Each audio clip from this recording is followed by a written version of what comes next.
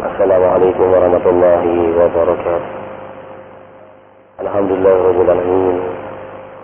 Alhamdulillahilladzi ahyana ba'da ma amatana wa ilayhi nusyur. Allahumma bika aslahna wa bika amsayna wa bika nahya wa bika namut wa ilaika an-nusur. Asbahna ala fitril islam wa kalimatil ikhlas wa ala dini nabiyina Muhammadin sallallahu alaihi wasallam wa ala millati abina Ibrahim hanifan wa ma kana minal musyrikin.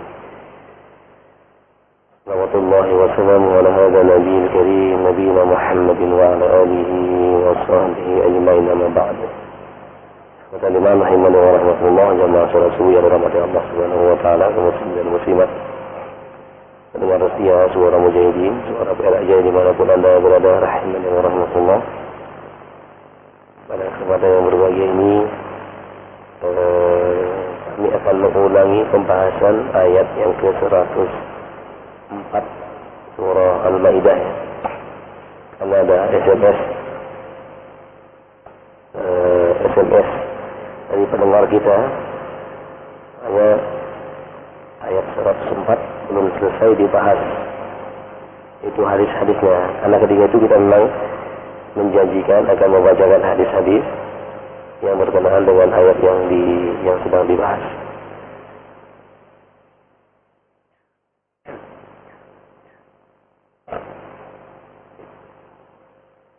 Kita akan baca terlebih dahulu. A'udzu billahi minasyaitonir rajim.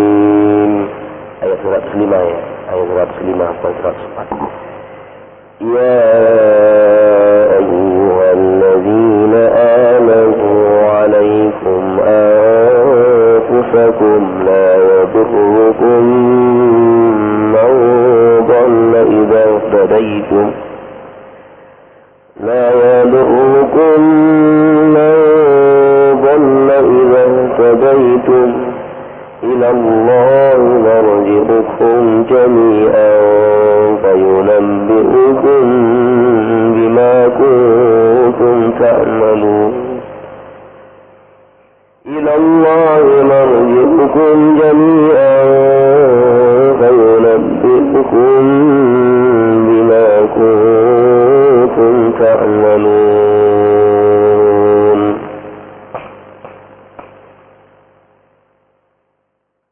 Dari mana rahimani wa rahmatullah, Imam Al-Qurtubi rahimahullah ta'ala ketika membahas firman Allah ini, beliau mengatakan fihi arba'u masail, ada 4 permasalahan atau 4 perkara yang akan dibahas pada ayat ini.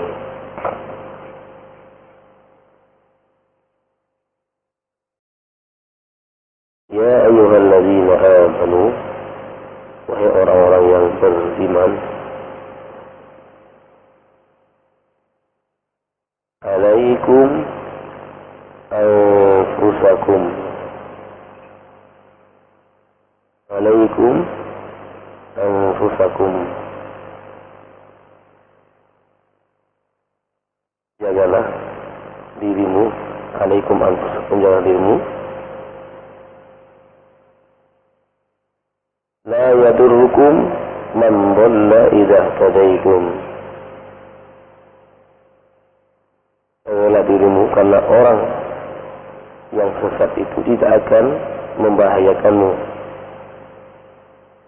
apabila kamu telah mendapatkan hidayah atau petunjuk dari Allah Subhanahu wa taala. Ila Allahi marji'ukum jami'a. Hanya kepada Allah marji'ukum, tempat kembalimu, atau semua kalian akan dikembalikan. Bima fayunabbi'ukum bima kuntum ta'malun. Kemudian dia, itu Allah Subhanahu wa taala, akan menerangkan atau menjelaskan kepada kalian bima kuntum ta'malun, terhadap apa-apa yang kalian lakukan di dunia. Ada beberapa hadis Nabi sallallahu alaihi wasallam pada waktu itu telah kita jelaskan ada beberapa beberapa hadis. Di antaranya adalah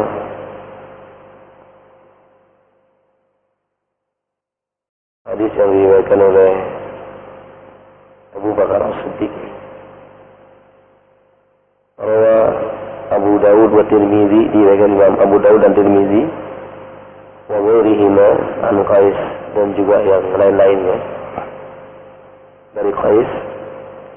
Qala khutabana Abu Bakar As-Siddiq radhiyallahu anhu, telah memberikan khutbah kepada kami Abu Bakar As-Siddiq, khalifah Rasulullah sallallahu alaihi wasallam, khalifah yang pertama dari Khulafaur Rasyidin yang menggantikan Rasulullah sallallahu alaihi wasallam pada saat beliau meninggal dunia. Faqala innakum taqra'una hadhihi al-ayah, sesungguhnya kalian telah membaca ayat ini, surah Al-Maidah ayat 105. Wa tata'awwaluna ala ghairi ta'wiliha, kemudian kalian mentakwilnya atau memahaminya dengan pemahaman yang lain. Ya ayyuhalladzina amanu alaikum anfusakum la yadurrukum man dhalla idza hadaitum wa inni, sesungguhnya aku ini sami'tu Rasulullah sallallahu alaihi wasallam yaqul, aku mendengar Rasulullah sallallahu alaihi wasallam bersabda, innan nasa idza ra'au al-zalim, sesungguhnya manusia ketika melihat ada yang berbuat zalim, falam ya'khudhu ala yadayhi, kemudian dia tidak menahan kezaliman orang tadi, aw syaka ayyummahumullahu bi'adzabin min indih, dikhawatirkan nanti ketika Allah menurunkan azab itu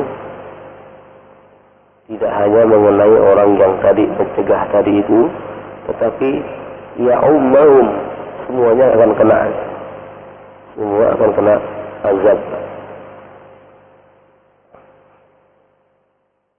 Makna hadis ini bahwa Abu Bakar As-Siddiq melihat pada saat itu, tidak dijelaskan di sini, sahabat-sahabat yang lain salah di dalam memahami ayat ini. Kemudian beliau membawakan hadis dari Rasulullah sallallahu alaihi wasallam, dan ini termasuk tafsir bil ma'thur. Tafsir bil ma'thur, tafsir itu kan ada dua. Ini cara menafsirkan Al-Quran itu ada dua, ada tafsir bil ma'thur, ada tafsir bil ra'i. Ada tafsir yang memang ada dalil-dalilnya, yang ma'thur, ada riwayatnya dari Rasulullah sallallahu alaihi wasallam. Kemudian dalil tafsir bil ra'i ini juga dibagi menjadi dua oleh para ulama kita. Ada yang bil-ra'i al-mahmud, yaitu dengan ijtihad, ya, dengan ra'i dengan ijtihad, yang ra'i mahmud sini yang terpuji, maksudnya yang dengan ijtihad. Ada yang bil-ra'i al-mazmum, itu ada yang menggunakan ra'yu akal saja, hawa nafsu. Nah, yang ini adalah bil-ma'thur. Bil-ma'thur itu ada, yang pertama adalah tafsir Al-Quran bil-Quran, ayat bil-ayat. Ayat ini ditafsirkan oleh ayat yang lain. Jadi ketika ayat itu ditafsirkan oleh ayat yang lain, maka kita tidak perlu mencari tafsir-tafsir yang lain. Kemudian yang kedua adalah tafsir di sunnah. Tafsir dengan sunnah, dengan hadis-hadis Rasulullah sallallahu alaihi wasallam, baik itu qauli, perkataan Rasulullah, atau fi'li, perbuatan Rasulullah, atau takrir, atau penetapan Rasulullah, atau sifat-sifat Rasulullah sallallahu alaihi wasallam. Yang ketiga adalah tafsir Al-Quran di qauli sahabat, Jadi tafsir Al-Quran dengan perkataan para sahabat. Karena sahabat ini adalah murid-murid Rasulullah Sallallahu Alaihi Wasallam. Jadi mereka ini melihat bagaimana Al-Quran itu turun. Abdullah bin Mas'ud mengatakan, saya mengetahui Al-Quran itu di mana turunnya, kepada siapa diturunkan Al-Quran itu. Demikian juga sahabat-sahabat yang lain memperhatikan, menyaksikan bagaimana turunnya ayat. Maka perkataan-perkataan mereka pun bisa diterima dalam menafsirkan Al-Quranul Karim. Kalau tidak dijumpai hadis ataupun ayat dalam Al-Quran yang menafsirkan ayat yang dimaksud. Yang keempat adalah tafsir Al-Quran bikaurut tabi'in. Tafsir Al-Quran dengan perkataan para tabi'in. Tabi'in adalah murid-murid dari as-sahabat. Nah, yang tabi'in ini dari penafsiran Al-Quran dengan qaul tabi'in ini ada perbedaan di antara para ulama. Ada juga yang menerimanya, ada juga yang tidak menerimanya. Ala kulli hal, yang kita bahas sekarang ini adalah Abu Bakar As-Siddiq itu mengutip hadis Rasulullah SAW di saat melihat Al-Quran itu sudah para sahabatnya salah dalam memahaminya. Nah, hadis ini diantaranya adalah diriwayatkan oleh Imam Abu Daud dan Tirmizi, dan beliau mengatakan hadza hadisun hasanun sahih. Hadisnya adalah hadis yang hasan dan sahih. Kemudian yang berikutnya ada riwayat yang lain dari An Abi Umayyah Asy-Sya'bani qala ataitu Aba Sa'labah Al-Hashmi. Abi Umayyah Asy-Sya'bani ini mengatakan, saya menemui Abu Sa'labah Al-Hashmi. Faqultu lahu, kemudian saya bertanya kepadanya, kaifa tasna'u bihadhil ayat? Bagaimana kamu melihat atau bagaimana kamu memperlakukan ayat ini? Faqala, ayatu ayatin, ayat yang mana? Qultu qawluhu ta'ala, ya ayyuhalladzina amanu alaikum anfusakum la yadurrukum man dhalla idza hadaitum. Ayat ini maksudnya ini adalah, qala ama wallahi sa'alta anha khabiran sa'altu anha Rasulullah sallallahu alaihi wasallam faqala ama wallahi laqad sa'alta anha khabiran. Jadi Abu Sa'labah mengatakan, adapun engkau demi Allah telah menanyakan sesuatu yang sangat penting sekali dia. Kemudian dia mengatakan, saya telah bertanya kepada Rasulullah tentang ayat ini. Maka kemudian Rasulullah bersabda, bali tamiru bil ma'ruf. Hendaklah kalian senantiasa beramar ma'ruf, mengajak seseorang untuk berbuat baik.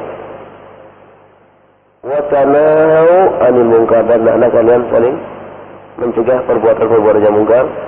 Hatta idza ra'aita syuhan muta'an, sekalipun kamu melihat syuhan muta'an, orang yang bakhil diikuti, orang yang bakhil ditaati dia.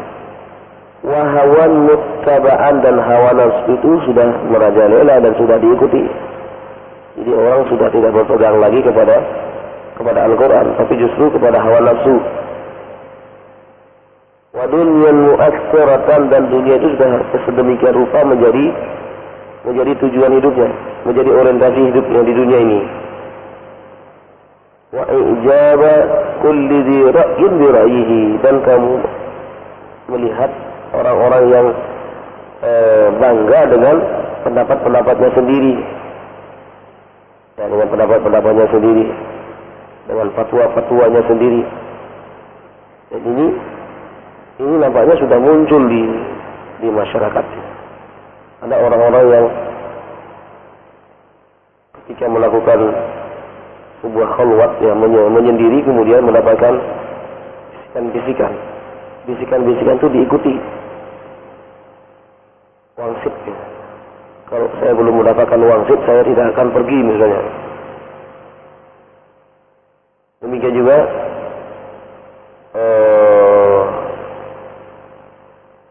hawa muttaba'an, jadi hawa nafsu yang telah diikuti oleh seseorang. Kan di zaman sekarang ini orang banyak yang bingung. Kita berobat kemana-mana nggak sembuh. Obat kemana-mana nggak sembuh. Kemudian ada anak kecil menemukan batu, kemudian dicelupkan ke air jadi sembuh. Jadi semuanya pergi ke sana gitu. Bahkan airnya sudah habis, air comberannya pun diminum. Na'udzubillah min dzalik. Dan Rasulullah dalam sabdanya mengatakan, innallaha la yashfihi min haram. Sehingga Allah tidak pernah menyembuhkan penyakit dari obat-obatan yang haram. Padahal Al-Qur'annya sudah ada ini. Nah, ini karena jauhnya umat dari Al-Qur'anul Karim. Kalau dia senantiasa membaca Al-Qur'anul Karim, Allah di awal-awal ayat di dalam surah Al-Baqarah sudah mengatakan, Bismillahirrahmanirrahim, Alif Lam Mim, Dzalikal kitabu la raiba fihi hudal lil muttaqin. Al-Qur'an ini tidak ada keraguan-raguan di dalamnya, petunjuk bagi orang bertakwa. Sedikit pun ayatnya tidak ada ragu-ragu. Isinya mutlak, betul semuanya. Ini karena manusia, karena masyarakat kita ini tidak kembali kepada Al-Quran, maka dia mencari hal-hal yang lain, mencari pengobatan-pengobatan yang sifatnya insan. Sekali datang penyakitnya diambil, kemudian dipindahkan ke binatang, bukan ke kebun binatang, dipindahkan ke binatang. Harganya beda-beda. Kalau pakai kambing harganya sekian, kalau pakai sapi harganya sekian. Penyakit itu dipindahkan. Kira-kira gimana hukumnya, Pak? Penyakit dipindahkan. Penyakit itu kan harus disembuhkan, dihilangkan. Tapi ini dipindahkan ke yang lain. Berarti ini menjadi korban. Itu kambingnya dimakan ya, Pak? Kambingnya dimakan ya, Pak? Hah? Dia menghilangkan penyakit ke kambing. Terus kambingnya diapain? Seperti dimakan. Benar, Pak? Berarti makan kambing yang sudah ada penyakitnya gitu ya? Atau dipindahkan ke ayam. Atau yang benih rendah dipindahkan ke mana? Kelapa ya, kelapa muda. Pernah kita pecahkan satu kelapanya.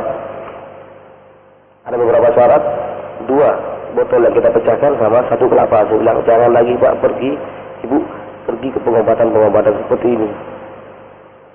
Tidak ada pengobatan seperti zaman Nabi SAW. Nabi itu di bawah pengawasan Allah Subhanahu wa Ta'ala, tidak pernah melakukan hal-hal yang aneh.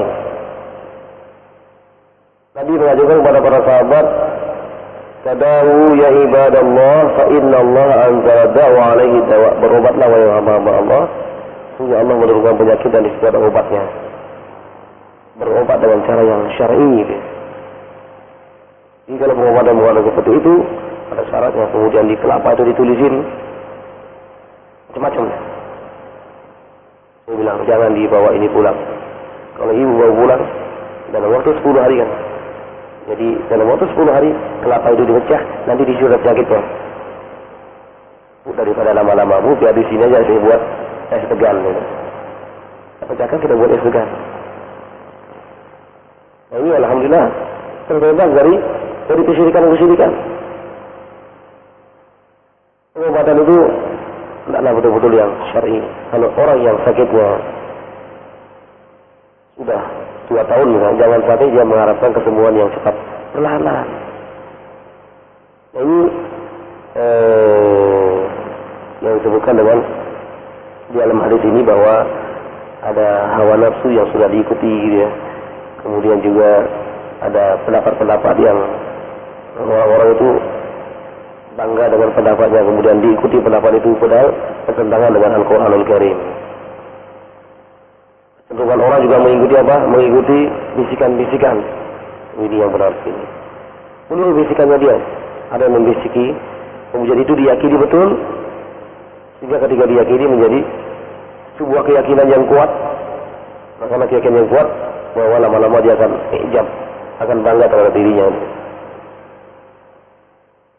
Fa'alaika bi khassati nafsika wada'anka amrul ammah. Nah, kalau sudah menemukan seperti itu dan sudah dilakukan amar ma'ruf itu sudah, kemudian juga kemungkaran-kemungkaran pun sudah mulai dicegah dia. Ternyata mereka justru mengikuti tadi ini. Syuhan mutta'an, hawan muttaba'an, wa dunyan mu'asiratan wa ijaban kulli di ra'yi bi ra'yihi. Maka hendaklah pada saat itu sudah cukup pada saat seseorang itu sudah melakukan amar ma'ruf nahi munkar, kemudian ternyata tidak ada perubahan, maka fa'alaika bi khassati nafsik. Hendaklah kamu yang mengintrospeksi diri kalian. Wada angka amrul amah, tinggalkan mereka itu. Artinya ya ketika sudah cukup melakukan amar ma'ruf nahi munkar, tidak ada manfaatnya lagi bagi mereka karena mereka selalu mengikuti yang hawa mutaba'an tadi. Fa inna min waraikum ayyama as-sabr. Karena nanti akan datang setelah itu lagi gitu ya. Itu sebuah fitnah yang sangat luar biasa. Hari-hari yang as-sabru fihinna mislu qabd. Jadi orang-orang yang sabar dalam menjalankan sunnah Rasulullah SAW ini adalah seperti orang yang memegang bara api. Mislu qabd alal jamr, memegang bara api. Lil amil fihinna, orang-orang yang melakukannya pada saat itu mampu bertahan dalam kebenaran ini. Mislu ajri khamsina rajulan, seperti mereka ini mendapatkan ganjaran 50 orang. Jadi orang-orang yang pada saat itu betul-betul berpegang sunnah itu mendapatkan 50 ganjarannya. Khamsina minkum ya'maluna mislu ajri khamsina rajulan ya'maluna misla amalikum. Wa fi riwayatin, dalam riwayat yang lain, kila ya Rasulullah ajru khamsina minna aw minhum. Ganjaran itu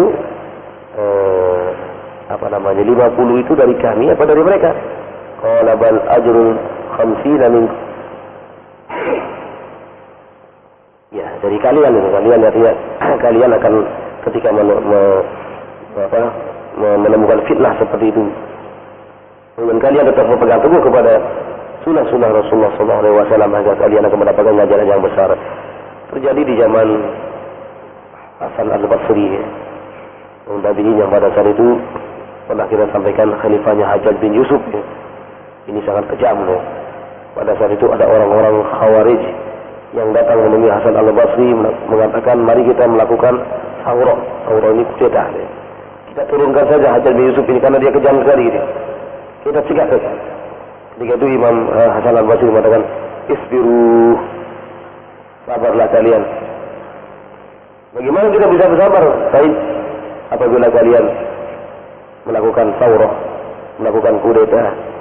Apakah kalian yakin bahwa nanti masyarakat akan menjadi aman? Atau justru dia akan membunuh lebih banyak lagi orang-orang pada saat itu? Ya kan, kalau sekarang kan orang-orang khusus saja yang dibunuh. Tapi nanti kalau sudah terjadi sawroh, siapa saja akan dibunuhnya. Oleh karena itulah Hasan al-Basri mengatakan, isbiru, sabarlah kalian.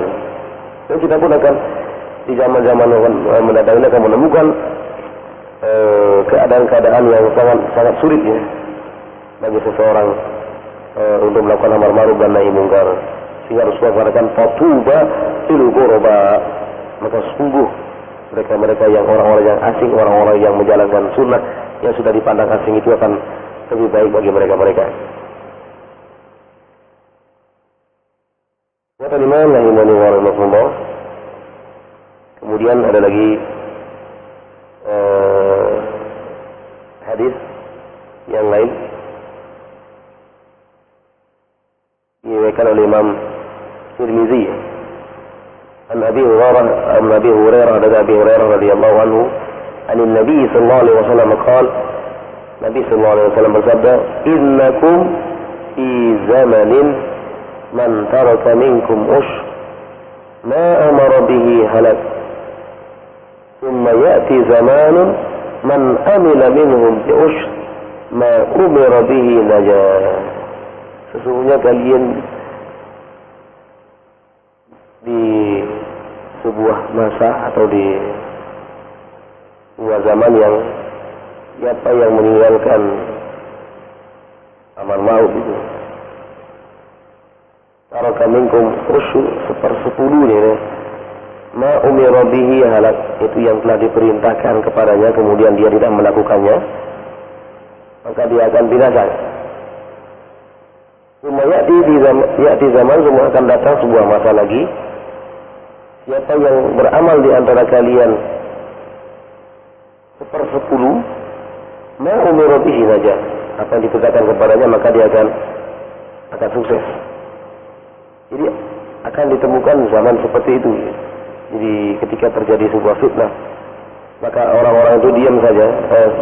Terjadi sebuah kemungkaran, kemudian orang-orang itu diam. Maka 10% pun tidak ada keinginannya untuk melakukan amar ma'ruf nahi munkar, maka semuanya akan binasa. Dan akan datang lagi sebuah masa yang apabila pada saat itu keadaannya sulit, seseorang 10% saja mengambil bagiannya, itu melakukan amar ma'ruf nahi munkar, maka dia akan sukses.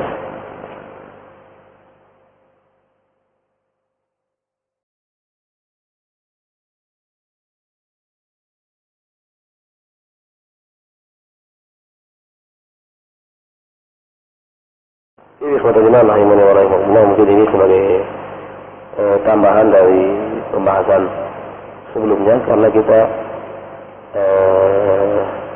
sudah masuk kepada ayat yang ke-106 ya, yang berkenaan dengan masalah wasiat pada saat itu orang yang dalam perjalanan kemudian meninggal dunia, maka hendaklah ada dua orang yang menjadi saksi. Kalau tidak menemukan dua orang muslim, maka boleh mengambil saksi dari orang-orang yang non-muslim. Zawa adli minkum au akharani min ghairikum, apabila itu sangat dalam keadaan terpaksa. Karena ayat yang 106 diterangkan ada orang yang ketika itu di Mekah menemukan barang yang berharga yang dibawa oleh pedagang yang meninggal dunia ini, ditemukan di pasar. Kemudian ditanya, dari mana kamu dapat barang ini? Saya membeli dari dua orang lainnya. Turunlah ayat ini sebagai jawaban bahwa kalau seseorang yang mendekati ajalnya untuk meninggal dunia, maka hendaklah dia memanggil dua orang saksi untuk menyaksikan tentang wasiatnya dia. Jadi wasiat ini sekali lagi diberikan kepada bukan ahli waris. La wasiyata liwarisin, tidak ada wasiat bagi ahli waris, maksudnya dari hartanya ya.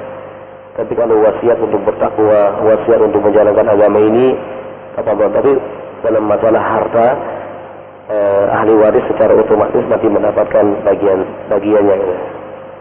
Misalnya dia punya anak angkat atau dia punya sahabat karib, dia katakan nanti tanah yang di sana itu atau mobil yang di situ tolong diberikan kepada si A.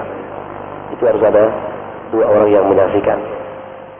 Jadi kepada iman, mungkin ini sebagai tambahan, barangkali ada yang ingin menambahi atau mungkin ada yang bertanya, tafadhol silakan.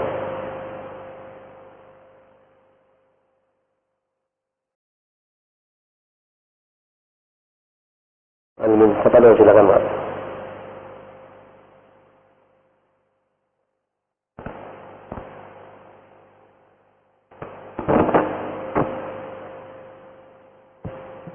Terima kasih. Berkaitan dengan kejadian di zaman sekarang, itu masyarakat kita menjalankan suatu ajaran yang diadop dari agama sebelumnya. Hanya bedanya itu dikemas dalam Islam. Padahal Umar bin Khattab radhiyallahu mengatakan ikatan Islam akan lepas satu persatu. Akan lepas satu persatu dari orang-orang yang tumbuh dalam asuhan Islam yang tidak mengetahui perkara-perkara jahiliyah. Jadi kesimpulannya, kegalauan Umar ini akan masyarakat yang mengadopsi perkara-perkara sebelum Islam. Itu bagaimana dilihat dari segi syar'inya? Andai kata ada orang yang mengadop ajaran sebelumnya, hanya bedanya dikemas dalam Islam. Itu. Terima kasih. Assalamualaikum warahmatullahi wabarakatuh. Waalaikumsalam warahmatullahi wabarakatuh. Iya, jadi ada sebuah buku judulnya adalah Al-Umur Al-Jahiliyah. Ada perkara-perkara jahiliyah. Itu ada. Jadi ini juga perlu kita baca. Jadi sehingga kita mengetahui bahwa perkara-perkara yang jahiliyah ini itu sudah dinyatakan dalam Islam ini adalah sudah dilarang. Ada juga yang perkara-perkara jahiliyah itu diganti dengan yang lain. Ada juga yang disempurnakan. Bagaimana Rasulullah SAW dalam sabdanya mengatakan, "Innama bu'itsu liutammima makarimal akhlaq." Sesungguhnya aku diutus oleh Allah Subhanahu wa taala untuk menyempurnakan akhlak. Ada perilaku-perilaku yang baik yang dimiliki oleh orang-orang jahiliyah pada saat itu, yaitu al-karam. Al-karam ini adalah suka memberi dia. Suka memberi, suka menghormati dia. Ini disempurnakan di dalam Islam. Rasulullah mengatakan kalau sekiranya dulu ketika ada halful fudul ini adalah sebuah ikatan perjanjian untuk membela orang-orang yang lemah. Rasulullah kalau sekiranya itu ada di dalam Islam, aku dipanggil untuk ikut, maka aku pun akan ikut menghadirinya. Ya. Karena dulu ini adalah sebuah kemuliaan. Tetapi ada juga perkara-perkara yang jahiliyah, seperti minuman keras ini dilarang betul. Nah sekarang kan menjadi yang namanya minuman sekarang kan dikemas dengan berbagai macam nama gitu ya, nama-nama yang menarik, tidak menjadi arak lagi, tapi bentuknya sudah nama-nama yang sudah ngetren ya. Bahkan dulu saja dikatakan Ummul Khair. Ummul Khair ini adalah pangkal kebaikan itu ya. Padahal itu adalah minuman keras. Ada juga Wa'dul Banat. Wa'dul Banat itu adalah mengubur bayi perempuan masih kecil, dikubur hidup-hidup. Dan Islam sudah melarang. Sekarang mungkin bentuknya lain, ada lagi bentuknya. Bentuknya sekarang itu banyak sekarang orang-orang yang bukan mengubur tapi dibuang. Jadi seseorang yang tidak bertanggung jawab karena melakukan hubungan, melakukan saman level, kumpul kebo ya, kemudian melahirkan anak, kemudian anaknya dibuang dengan tega, dia membuang anaknya. Atau mungkin dalam bentuk yang lain, menggugurkan kandungan karena takut nanti akan terjadi kemiskinan, kefakiran. Dia bunuh anaknya dengan memakai macam obat yang diminumnya. Kemudian di jahiliyah itu dikenal dengan poliandri. Poliandri itu apa? Satu perempuan punya istri, punya suami banyak itu. Kemudian diganti dengan poligami. Jadi yang boleh punya banyak adalah laki-laki, itu sebatas 4. Karena di zaman jahiliyah itu ada juga yang menikah sampai 8. Kata Rasulullah kepada Gailan, namanya Gailan, "Ya Gailan, amsik arba'an wa farik sairahunna." Wahai Gailan, bagi kamu cukup 4 saja, yang lain diceraikan. Karena Islam membatasi 4. Fankihu ma tawbalakum minan nisa'i masna wa thulatha wa ruba'. Nah ini tentang perbuatan-perbuatan. Ada juga amalan-amalan jahiliyah ya, adat-adat yang mungkin kita jumpai di masyarakat kita, yang kalau kita mengetahui, kita melihat bagaimana sejarah dulu ya, sejarah Indonesia ini sebelum seperti ini. Dulu kan yang menempati Indonesia kan animisme gitu ya, aliran kepercayaan. Jadi sehingga kepercayaan ini itu sampai sekarang itu masih membekas. Nah, tugas para sunan dulu itu belumlah tuntas itu ya, tugas-tugas mereka di dalam berdakwah. Karena saking banyak sekali yang mereka harus urusi ya. Memang dari sisi dari satu sisi mereka sudah sangat luar biasa. Itu kita bersyukur kepada Allah Subhanahu wa taala terhadap apa yang mereka lakukan. Kita beri kasih kepada mereka semuanya. Tapi ada juga yang masih adat-adat itu masih nempel. Seperti ada kerbau yang dimandikan dia. Ketika mati, kerbau yang mati itu dimandikan. Ketika itu bingung. Ini diwudukan bagaimana ini? Kerbau kan nggak pernah sholat ya. Kemudian kerbau ini ketika masih hidupnya dianggap memiliki kekeramatan. Ini kan orang yang berikan akal ya Allah Subhanahu wa taala tunduk kepada kerbau yang nggak punya akal. Ada sebuah kisah, Mas. Disebutkan dalam sebuah buku bahwa ada orang yang ketika itu bapak sama anaknya ketika itu dia naik kuda atau naik keledai. Dia lewat di perkampungan. Apa kata orang-orang? Wah, ini keterlaluan orang. Apaan? Masa keledainya yang sudah kurus dinaiki berdua. Akhirnya satunya turun. Yang turun siapa? Yang turun anaknya dia. Anaknya yang megang. Lewat lagi di perkampungan. Orang bilang begini. Wah, ini orang tua nggak becus ini. Masa anaknya suruh jalan, dia yang naik. Akhirnya turun ya. Akhirnya turun. Bapaknya turun yang naik. Anaknya dia. Lewat di perkampungan. Apa orang kampung bilang apa? Ini anak yang nggak tahu diri. Masa bapaknya sudah tua suruh jalan, dia yang naik ini. Wah, ini orang yang durhaka sama orang tuanya ini. Akhirnya dia ketika itu turun. Nah, kemudian setelah itu naik berdua dia. Ketika naik berdua, orang lewat lagi ya. Ini keterlaluan ya. Ininya sudah kurus tapi dinaiki berdua. Akhirnya dia turun, kedua-duanya turun, kemudian keledainya berjalan, dia berada di belakangnya gitu ya. Wah, ini bodoh bener bang ini. Punya keledai mana tidak dinaiki, justru keledainya di depan, dua yang di belakangnya gitu ya. Nah ini kemudian penulis itu mengatakan ridwan nas ghayatun la tudrak. Kalau kita mengikuti manusia itu tidak akan pernah puas. Nanti ini bilang begini, bilang begini. Jadi sehingga yang tepatlah bagaimana kita kembalikan kepada Al-Quran dan Sunnah Rasulullah SAW. Di masyarakat kita masih terjadi yang seperti itu ya. Adat-adat ini muncul kembali. Jadi adat-adat yang kalau boleh saya katakan, tolong dengarkan ceramahnya Ustaz Abdul Aziz ya. Ustaz Abdul Aziz yang mu'alaf orang baru yang tinggal di Blitar.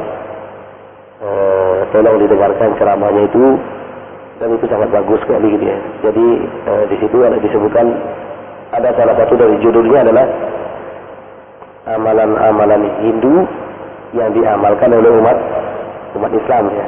Amalan-amalan Hindu yang diamalkan oleh umat Islam. Nah, kita karena kegengsian kita ya, karena kita lebih mementingkan leluhur kita, lebih mementingkan nenek moyang kita, hanya kita gengsi menerima Islam. Ini kan sudah dilaksanakan dulu. Ini sama dengan perkataan mereka zaman dulu juga. Wa idza qila lahum ittabi'u ma anzalallah qalu nattabi'u ma alqaina 'alaihi aba'ana awalau kana aba'uhum la yaqiluna syai'an wa la yahtadun. Dan apabila dikatakan kepada mereka ikutilah apa yang telah diturunkan Allah, mereka menjawab tidak. Kami mengikuti apa yang telah kami dapati dari nenek moyang kami. Padahal nenek moyang mereka itu tidak mengetahui apapun dan tidak mendapatkan petunjuk dari Allah Subhanahu wa taala. Al-Baqarah ayat 170 ya. Itu jelas sekali. Kita disuruh meninggalkan adat-adat ya. Adat-adat kita harus mengikuti syariat Allah Subhanahu wa taala. Ya. Kalau adat-adat yang kita lakukan ini nanti akan berbeda-beda. Ini adatnya begini, kalau begini. Padahal kalau orang yang menikah itu kan mudah ya. Mudah sekali. Tapi dibikin sulit. Kita pernah mengikuti orang yang menikah nih. Ada lapar kita nunggu dia. Setelah akan nikah itu ada acaranya. Injak telur. Jalan lagi masih. Jalannya diatur. Injak telur dari sering suami. Wah ini adat-adat yang harus ditinggalkan. Adat-adat seperti itu dia. Demikian juga ketika menguburkan mayat juga begitu. Mudah saja gitu. Syariat itu mudah. Begitu memasukkan mayat ke kuburan, mengucapkan apa? Bismillahirrahmanirrahim. Rasulillah. Saya diazani. Doa apa diazani? Dikomati? Tidak ada dikomati. Rasulullah tidak pernah melakukan seperti itu. Rasulullah adalah qudwatuna uswatuna. Apa kita akan melebihi Rasulullah SAW? Sudah. Demikian juga acara-acara yang lain dia mau berangkat haji. Berangkat haji diazani ya. Diazani. Dikomati juga. Berangkat haji. Bismillahirrahmanirrahim. Doa kafar ya. Bismillahirrahmanirrahim. Allah la quwwata illa billah. Dan nanti ada lagi di apa gitu macam-macam. Ya cukup memberikan tausiah. Selesai gitu. Ini tidak ada ritual macam-macam. Dibacakan ini, dibacakan itu. Seolah-olah Islamnya sulit sekali. Islamnya Masya Allah sangatlah mudah sekali gitu ya. Jadi kalau kita kembali kepada Islam, kita mempelajari tuntunan yang telah diajarkan oleh Rasulullah SAW. Insya Allah kita akan mudah dalam berislam, tidak sulit. Jadi demikian juga ketika kita sholat, itu mudah-mudah saja gitu ya. Selesai sholat, selesai zikir masing-masing, zikirnya masing-masing, doa silakan doa masing-masing. Jadi baik ikhwan di mana imani warahmatullah. Jadi intinya adalah kita harus kembali kepada Al-Quran dan Sunnah Rasulullah SAW dengan cara mempelajari. Kita belajar mengikuti kajian-kajian yang betul-betul mengarahkan kepada perbaikan di sini, yaitu menuju kepada kitab dan Sunnah Rasulullah SAW. Apabila itu ada adat-adat yang maka adat-adat ini mari kita sedikit demi sedikit kita tinggalkan dan setelah betul-betul kita murni dan mengamalkan apa yang telah diperintahkan Allah di dalam Al-Quran Al-Karim dan juga apa yang telah dicontohkan oleh Rasulullah SAW sebagai penerjemah Al-Quran di dalam kehidupan sehari-harinya. Aisyah radhiyallahu anha warḍaha pernah ditanya bagaimanakah akhlaknya Rasulullah. Kemudian Aisyah mengatakan karena khuluquhul Quran, akhlaknya Rasulullah itu Al-Quran.